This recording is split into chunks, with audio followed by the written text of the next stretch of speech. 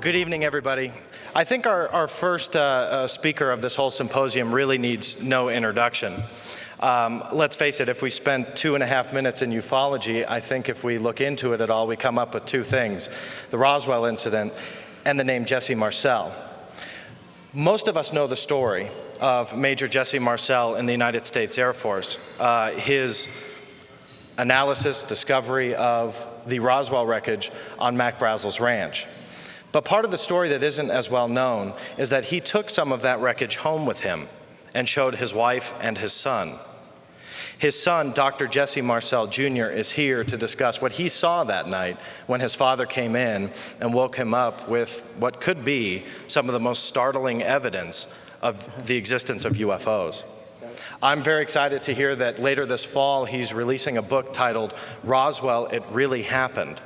And in it he recounts, as what he says, just like it happened yesterday, his experience seeing all of this wreckage. Let me not waste any more time, but welcome to the stage Dr. Jesse Marcel Jr.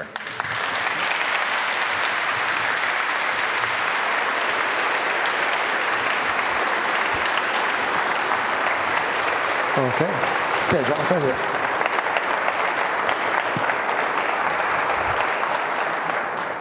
Well, I wish to say it's really a distinct honor to be before this group here talking about Roswell, which is an event I kind of inherited because I guess I'm one of the last ones to be around to be able to talk about this. But I really appreciate the invitation. It's a real honor for me. And what I'd like to do first is to kind of show some slides of the universe, of our galaxy and the structures in it, which give a basis for life elsewhere.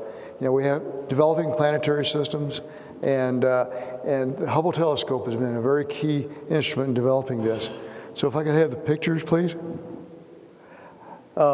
This is actually an artist's rendition of what's called Beta Pictoris. This is a fledgling star that has a dust disk around the orbit of this thing, and the dust is now beginning to form planetary bodies around that, and that's what you are seeing there. But Beta Pictoris, it's a fledgling star system which is in maybe a few billion years will be like us, but it's just now getting off the ground there. This is just one of the wonders that we see in our own galaxy here. This is taken from the Eagle Nebula. Each one of those pillars is about 1 light year in length, which is many trillions of light year miles there. Now, in this collection of dust and gas, stars are now beginning to form. You don't see them because they're obscured by the dust of the structures there. And here we are starting to come into some planetary disks that are developing like Beta Pictoris. Now these are actual photographs of protoplanetary disks, and these are hundreds of light years away, and the Hubble telescope has picked these out. And as you can see the central star with the dust cloud around it and forming planetary systems. Probably no planets yet, but there will be developing in due time. Now this is another star system which the star is being obscured by the dust around it. You can see the central star, but then you have this veil of dust around it. Again, another developing planetary system. So planetary systems are all over the place. There was a time not too long ago that we had no proof that planetary systems were anywhere except right here. But now Hubble telescope is picking these objects up.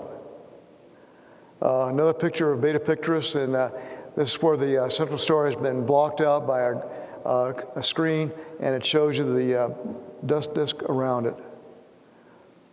Again, that little wave that you see there in the dust is where a planet is now forming. It's distorting the orbital pattern of the dust, and it causes a wave-like pattern. So they know that planets are forming in that region there. This is just another dust. I have a lot of pictures that shows developing star systems. These are all planetary systems that are developing stage right now. And who knows, one of these may have an Earth-like planet several billions of years down the road. Hubble telescope is a wonderful instrument. Now here's a little closer to home. This is Saturn, of course, and shows you what the beautiful where our own solar neighborhood is very beautiful. This is a distant galaxy. If you want to count the number of stars in the observable universe, there's 10 to the 22nd power stars. Now, that's not just a big number, but that's a huge number. Because if you want to count all the grains of sand on beaches and deserts of the Earth, you'll come to the number of 10 to the 22nd power. And to think that there's only one grain of sand that has habitable planets around it, I don't think so. There are too many enormous possibilities out there. Besides, if we're all there is, there's an awful lot of wasted space out there. This is just other galaxies, each containing 100 to 400 billion stars, 400,000 million stars. These are distant galaxies. This is the wide field where they take a prolonged exposure in space. Each one of those dots is a galaxy. Those are not stars. Those are full-fledged galaxies billions of light years away, just to show you the enormous size of our universe. Just another star system developing. That's where they blocked out the central star, so you just see the structures around it.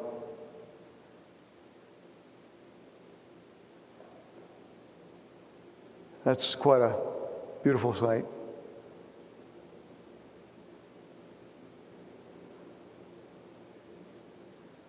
Now, this is in our own galaxy here.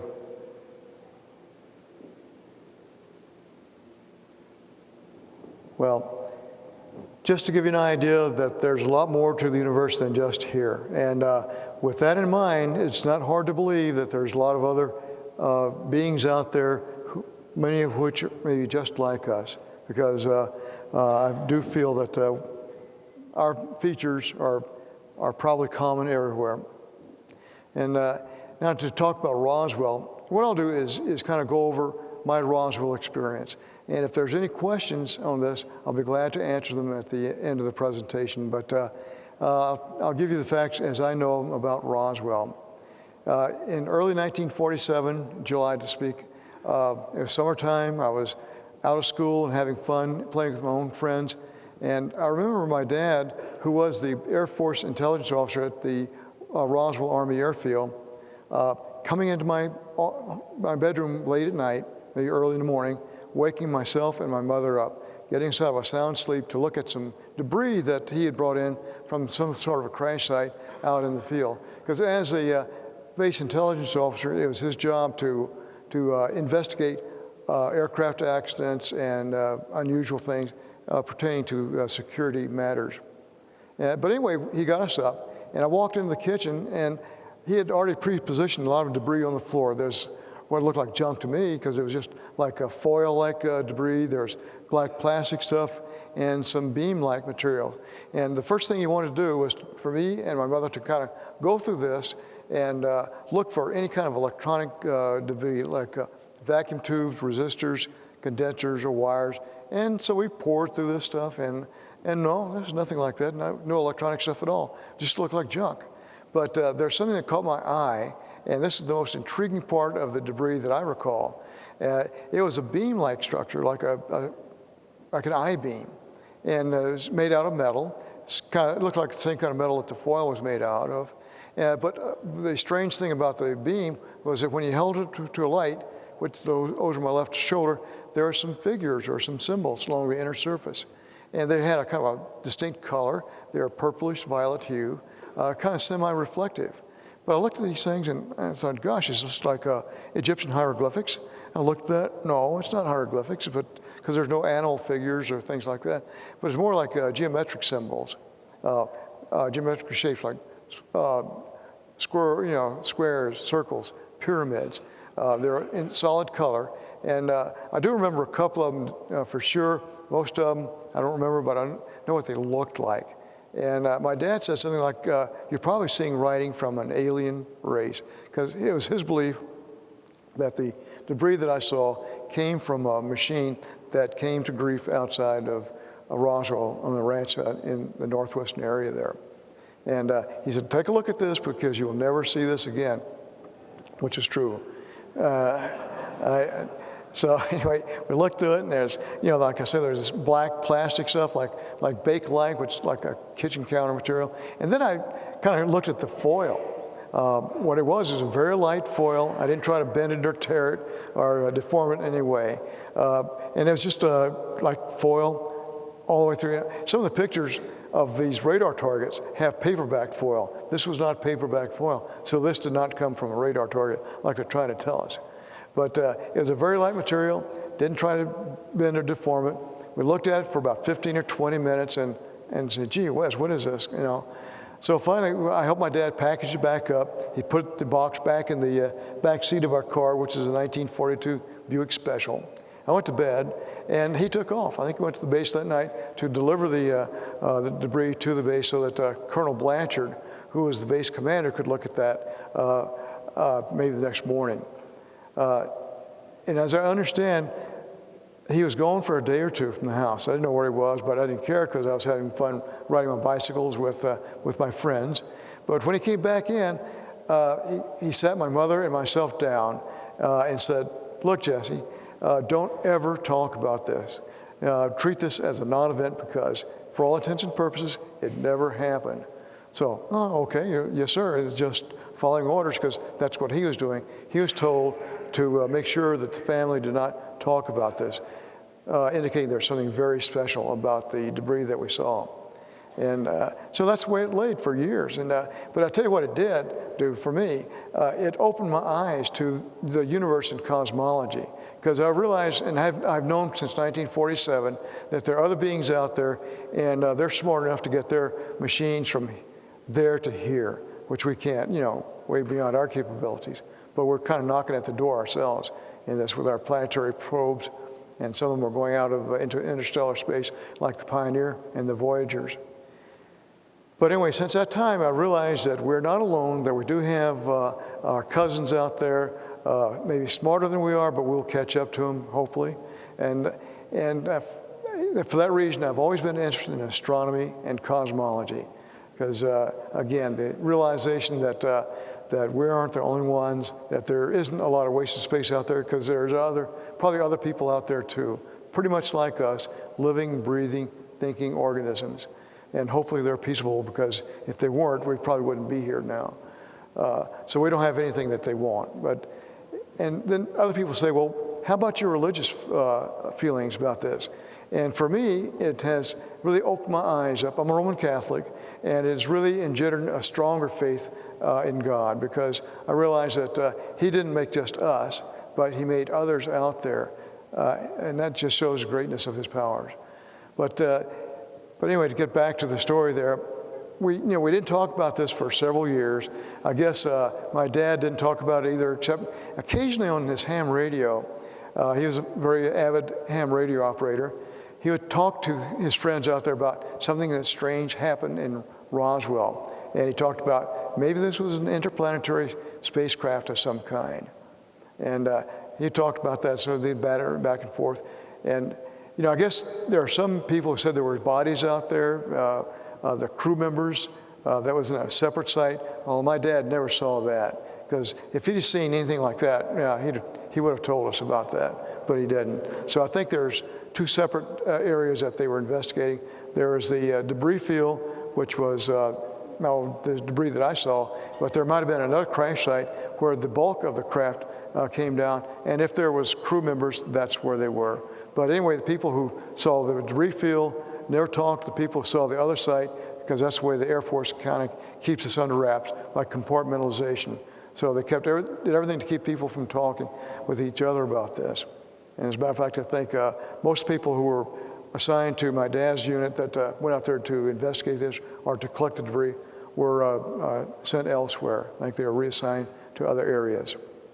But anyway, in 1978, my dad finally started talking about this with his ham radio buddies. And as it so happened, Stan Friedman, who was a UFO investigator, was in Baton Rouge giving a lecture to some people about the UFOs. And one of the people in his audience was one of the ham guys that my dad had talked to. So after Stan finished talking, this gentleman came up there and says, you know, you need to talk to Major Marcel or Jesse Marcel, who lives down in Houma. And Stan was, well, why? And then he went over the story about what he might have seen in Roswell. So Stan is one who came down, interviewed my dad, and really got the story off the ground. Because I don't think it would be anywhere in the news right now had Stan not involved himself with this. But again, we never really talked about this. We always knew what was there, and I never really talked about it either, even with my friends. But I always had this thing in the back of my mind that, hey, we're not alone. There's others out there, and they can get here from wherever they come from. And for some reason, our government is kind of keeping this under wraps. I don't know why, but I know they've done everything they can to maybe change my story. As a matter of fact, my wife, Linda, and 2 of our kids were going down to Roswell for the 50th anniversary. And I'd gotten a call before we left, and somebody knew that we were going down to Roswell, and they said, we understand you're going to Roswell. I said, that's right, with my family. They said, well, we want you to stop in Socorro, New Mexico, because there's a gentleman there who I want you to talk to. And as it turns out, that was a Professor Moore there, and he's brought, when we got to Socorro, I called Professor Moore, and he brought a raw and target into our hotel room, explaining that this is what I saw. And I said, I'm sorry, this is not what I saw. I tried to point out the differences between what I had seen and the differences in what a radar target actually is made of. Radar target is actually paperback foil with balsa wood sticks, with the foil being affixed to the balsa wood with Scotch tape. And he thought that maybe the patterns or the designs I'd seen was on Scotch tape, but he drew representations of what the tape looked like. And unfortunately, fortunately, it was not the same at all. First of all, the Scotch tape was an inch wide, and these are flower patterns that you'd drawn for that. But what I saw was not flower patterns, and they're very much smaller than the flower patterns anyway. And the figures I saw were solid symbols, not line drawings. And I asked him that, well, okay, so you think that what I saw was a raw one target? He said, yes, that's what you saw. I said, well, the foil did not have paper back on it. And I asked him, were there any raw targets that did not have paper backing? And he said, yeah, the Navy used them, but they weren't used in Roswell, or at least in New Mexico at that time. So I said, this is not what I saw. And he said, yeah, this is what you saw. And that's the way it ended right there. Very nice gentleman, but we agreed to disagree on this thing, because I know what I saw, and he did not bring anything like what I'd seen into our motel room that night. Very nice gentleman. So there's too many differences in what I'd seen there. But the Air Force is really trying to get people to change their stories. That was one way. And earlier, before that happened, I got a phone call from Lieutenant McAndrew, who was in the Air Force. And I was a colonel in the National Guard at the time. And he called the office and he said, Colonel, we need your help. I said, yes, Lieutenant, what can I do for you? Well, sir, we understand you saw some debris in Roswell. I said, Roswell? Oh, you mean that? Yes. Yes, well, you tell me all about that. Describe what you saw. So I went down through the litany of what I'd seen there. And he said, well, we think you saw a raw one target. I said, I'm sorry. I know what a raw one target looks like, but that's not it. And I started pointing out the differences between the raw one target and the debris that was on our kitchen floor the night. And the final comment was, well, we don't know what you saw, period.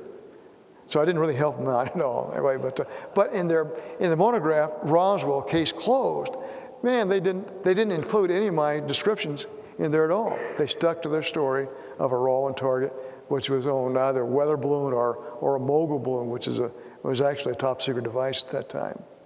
So anyway, the bottom line is, they're saying that what I saw was a raw one target, parts of a mogul balloon or a weather balloon. There wasn't anything like that. There were actually, and getting back to the radio component parts, in the debris that we saw, there was no radio components, which would be in a weather balloon or a mogul balloon, because there would be a transmitter to transmit back to base wind direction, speed, altitude, pressures, and so forth. And what the mogul balloon was a top secret device which was designed to detect atmospheric disturbances from distant explosions, like should the Russians or the Soviets detonate a bomb, this could have picked up the pressure waves from it. But again, no electronic devices, which there would have been if this was a mogul balloon that I'd seen there. So anyway, the differences are there, and I know what I saw, even though it's so many years ago, but it made such a keen impression on me. It's like set in concrete. I can't change my story because the story is set in my mind. And so no matter what they do to try to make it change, it isn't going to change.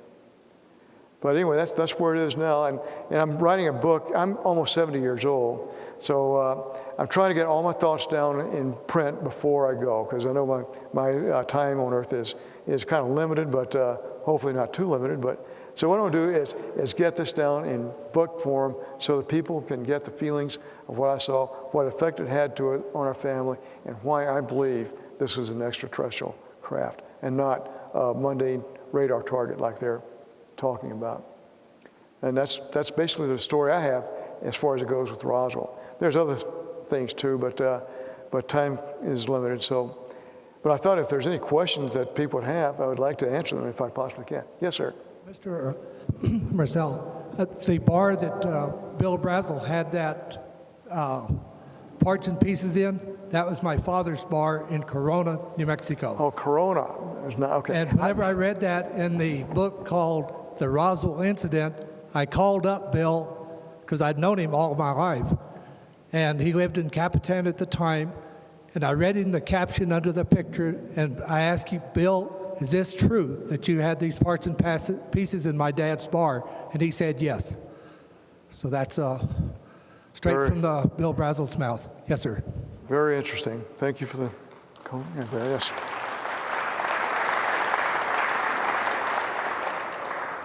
This may relate a little bit to the previous question, but there have been several sources that have revealed the symbols that you allegedly saw. Can you identify which source is the most reliable based on your memory? Well, you know, I know there's been a lot of people draw them, and I just recall what I saw, and I've tried to put down what I'd seen in graphic form there.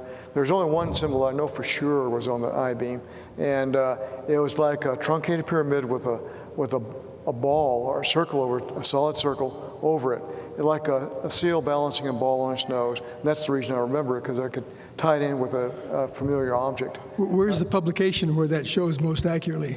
I'm sorry? The publication where that shows most accurately? Yeah, I don't know. I'm not sure I know where the publications are. Okay.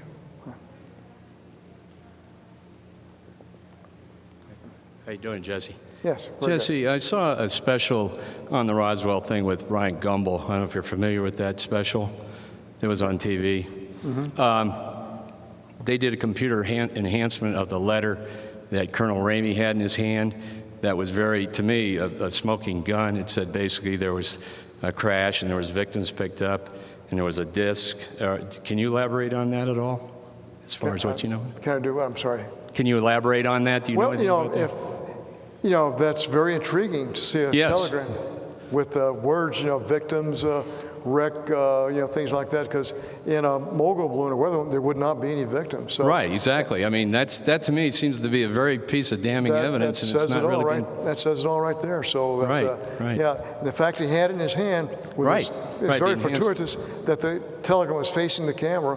Yeah, they probably didn't know that 40 years ago it was going to be enhanced. That was Bon Johnson's camera there. So yeah, I think that says it all. So so we're not talking about wreckage of a balloon tree, because if you look at the floor, there was maybe a balloon envelope background, and the foil that was on the floor in General Ramey's office that I saw the pictures of looked like it was paper-backed, which goes along with the radar target. Oh, exactly. Okay. So, but the foil again was not paper-backed. Right. But the fact that the telegram was there is that's amazing. That's one of the smoking guns that I think that people ought to really wake up to. It's right there.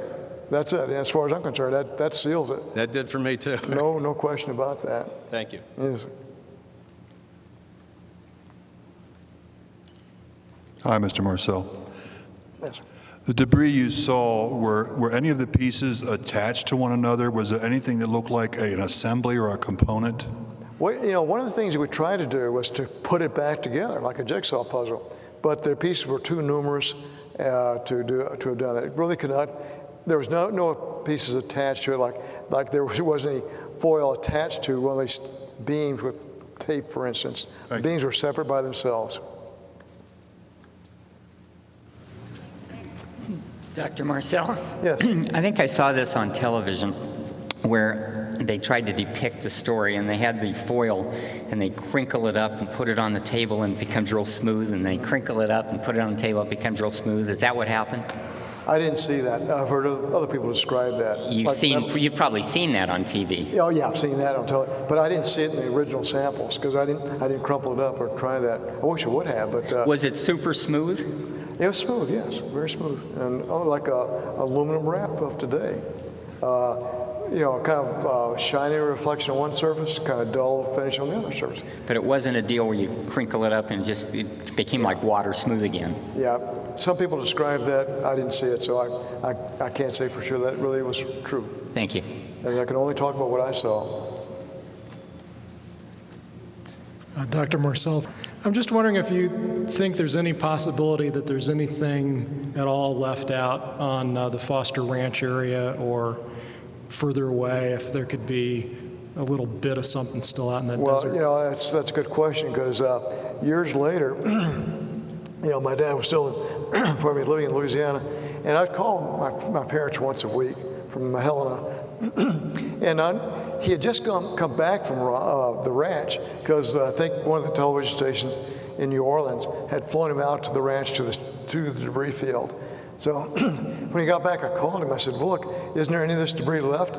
And he said, oh, no. They vacuumed that up totally. Back in, when they were looking for it. So there wasn't anything left. Although Bill Brazel apparently got a piece of it before they vacuumed it up. But there's nothing out there right now. You mean they really took a Kirby or a Hoover? I don't know, but he was pretty sure there wasn't any of it left. Have you ever gone out looking around? I've never been to the exact crash site. Never been there. Thanks. You bet. Thank you. Hi, Dr. Marcel. Since you and your mom had spent time looking at the debris, did you ever have a discussion with your mother about what her thoughts were, what you both had seen? There's a lot of. I didn't get this question. Since you spent time looking at the debris with your mom, did you ever have a conversation with your mom about what she thought you had both seen? Well, again, we didn't really discuss this because we weren't supposed to, but, I guess on an offhanded way, we'd say that, you remember that stuff in Roswell? And we kind of compared notes. And she recalled the same thing that I saw as well as my dad. This is years after the event, though.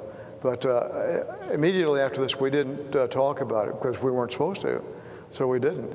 But years later, we started discussing what we saw, what we thought it was, and so forth and so on. And the memory of this is the same as what I recall. Did she think also that this was something not of this world? She didn't cast any opinion that I remember. I'm sure she had one, but I'm not sure what she thought about it. But I don't have to be convinced about that.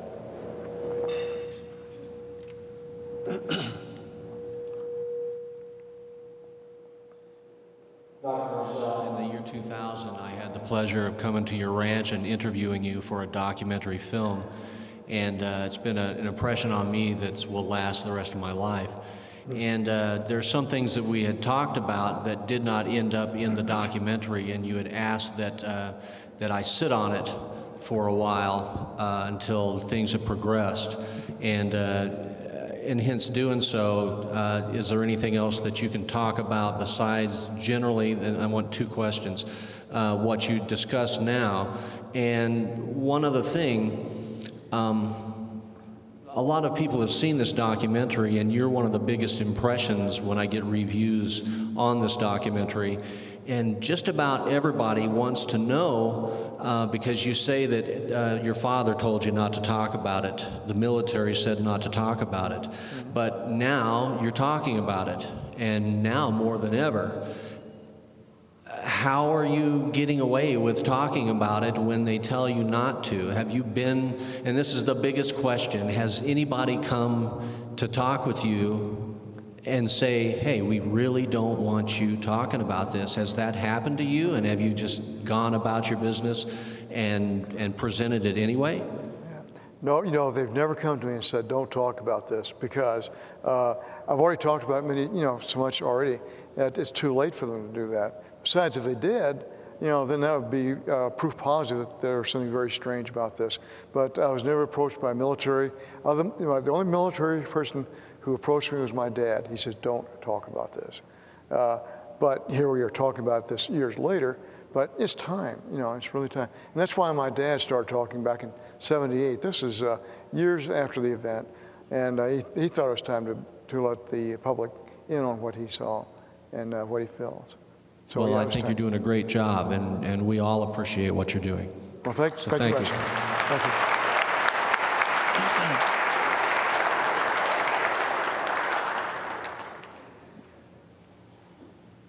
Well, any more questions? If not,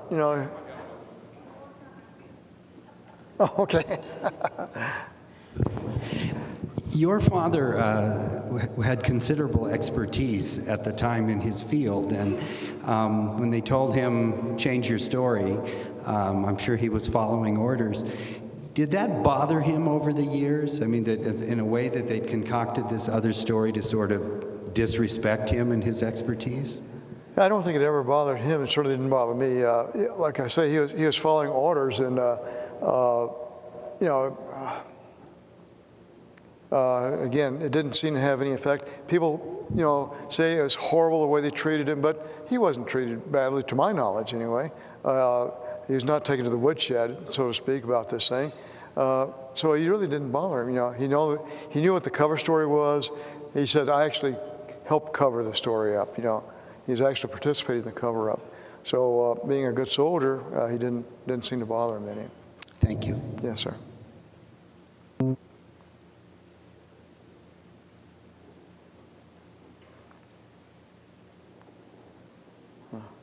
Well, I tell you, it's been enjoyable, and I'll be around tomorrow. Should you all think of anything else, I'll be glad to convey what I know.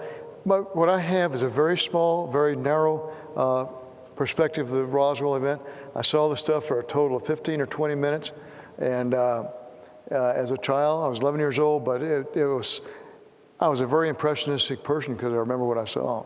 And so my part of the Roswell event took place on the kitchen floor, I don't want to say how many years ago now, but I still remember it, and but I know what it was. I know what it was, and I know what it wasn't too. That's more important. I knew what it wasn't. It was not a radar target or part of a mogul balloon or weather device there. So, but anyway, it's been an honor to talk to y'all, and again, I'll be around tomorrow if you have anything else there. So, okay.